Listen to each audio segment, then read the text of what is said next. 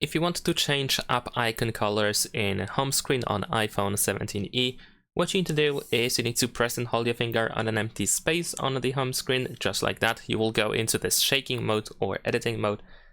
After that, in the upper right corner, you should be able to tap on edit. Let's give it another try. There we go. And then once you go to edit, you want to choose the customize option. Now over here we have a couple of different options that we can go through in order to customize colors. You can, for example, apply the clear color if you wish to use this liquid glass style. But if you're looking for a specific color, then we want to go to tinted. Over here we can also make app icons bigger if you want to in order to disable names.